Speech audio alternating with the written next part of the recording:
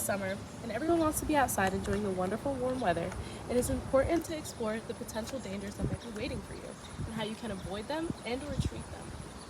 Zoonotic diseases are diseases that spread from animals to humans, and they are especially prevalent during the summer months. We have documented a series of real-life experiences from people who have encountered zoonotic diseases so that you can see the dangers firsthand.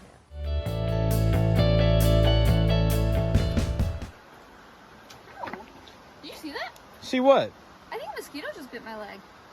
That makes sense. It's a mosquito breeding ground here. There's a lot of still stagnant puddles of water from the stream. Yeah, I guess. I just hope it's not Culex pipens. What? It's a type of mosquito that carries the West Nile virus, and we're in Summit County right now, which is a higher area for risk for West Nile virus. What's a West Nile virus? It's this infection that mosquitoes get from birds, and then they can then pass on that infection to humans. Oh my god, is it dangerous? It can be. Only like 20% of people show symptoms after 2 to 14 days, like a fever or rash, and then only 1 in 150 develop severe symptoms. Like coma. Oh my god. I'm sure it's fine. We'll just go to a doctor at the first sign of illness. Okay, then from now on, we're limiting our outdoor activities, especially around stagnant waters, and using a lot of bug spray and covering as much of the skin as we can when we have to go outside. Yeah, that feels like the best way to prevent West Nile virus. Do you want to continue the hike? Yeah, we're halfway. We might as well. Okay. What a beautiful day for a hike. I just hope I don't come across any ticks. Excuse me, did you just say you got bit by a tick?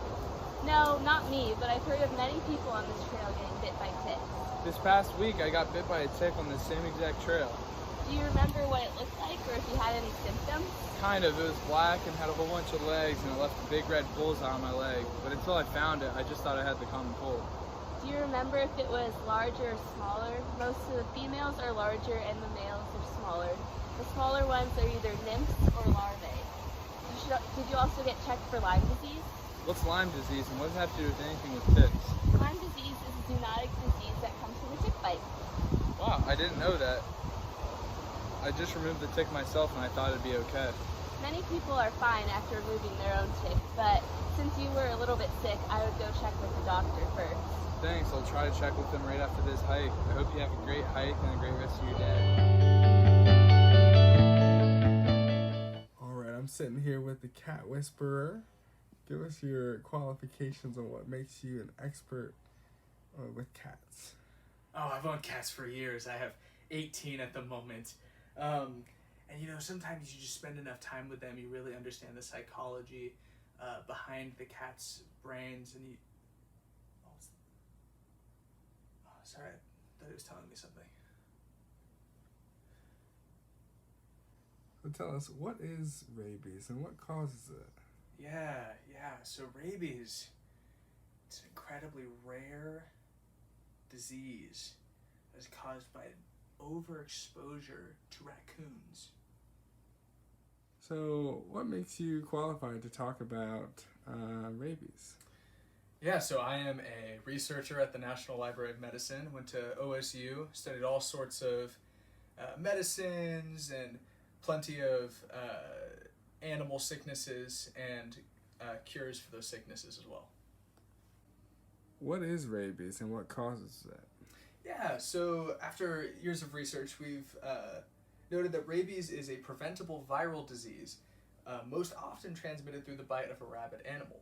The rabies virus infects the central nervous system of mammals, ultimately causing disease in the brain and death. How is rabies transmitted from animals to humans? So the rabies virus is transmitted through direct contact, such as through broken skin or through mucous membranes coming from the nose or eyes or the mouth. And it's caused through direct contact with saliva or brain and nervous system tissue from an infected animal. And people usually get rabies from the bite of a rabid animal. You've seen and heard from real people who have been up close with zoonotic diseases. So next time you're out hiking or at a park, watch out. You never know what could be waiting for you.